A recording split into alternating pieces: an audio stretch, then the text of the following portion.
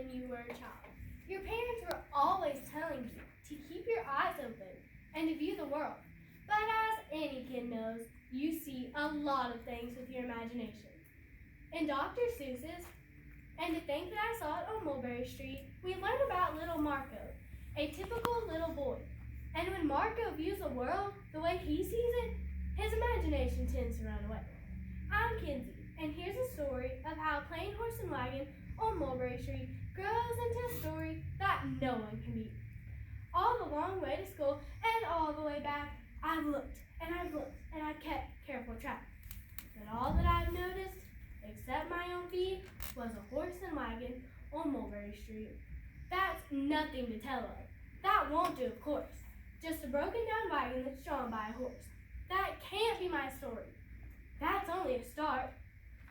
I'll say that a zebra was pulling that cart, and that is a story that no one can beat when I say that I saw it on Mulberry Street.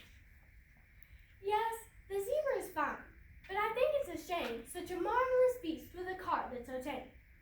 The story would really be better to hear if the driver I saw were a charioteer, a golden blue chariot, something to me, rumbling like thunder down Mulberry Street.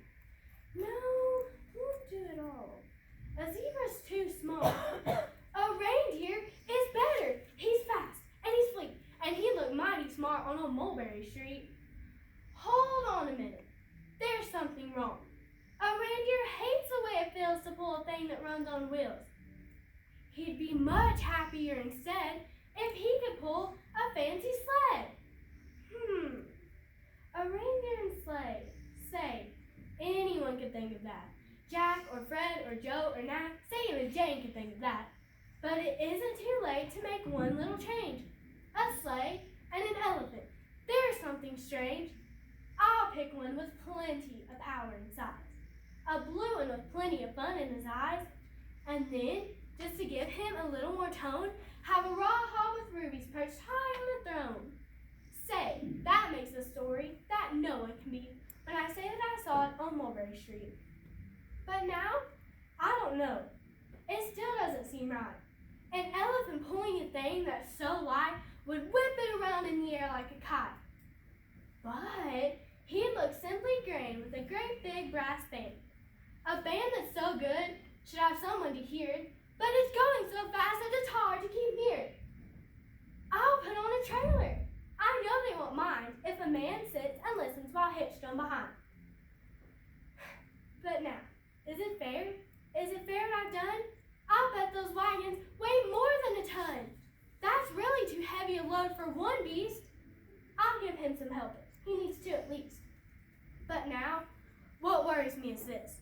Mulberry Street runs into bliss. Unless there's something I can fix up, there'll be an awful traffic mix-up. It takes police to do the trick. To guide them through where traffic's thick, it takes police to do the trick. They'll never crash now. They'll race at top speed with Sergeant Mulvaney himself in the lead. The mayor is there, and he thinks it is grand. He raises his hat as they dash by the stand. The mayor is there, and the aldermen too, all waving big banners of red, white, and blue. And that makes a story that no one can beat when I say that I saw it on Mulberry Street. With the roar of its motor, an airplane appears and dumps out confetti while everyone cheers. And that makes a story that's really not bad. But it could be better. Suppose that I had a Chinese boy who eats the sticks, a big magician doing tricks, a 10-foot beard that needs a comb. No time for more. I'm almost home. I swung around the corner and dashed to the gate. I ran up the steps, for I felt simply great. For I had a story that no one can beat. And to think that I saw it on Mulberry Street. The dad said quite calmly, just draw up your stool and tell me the sights on the way home from school. There was so much to tell. I just couldn't begin. Dad looked at me calmly and pulled his chin. He frowned at me sternly. From there to see. Was there nothing to look at? No people to greet? Did nothing excite you or make your heart beat? Nothing, I said, growing red as a beet, but a plain horse and wagon on Mulberry Street.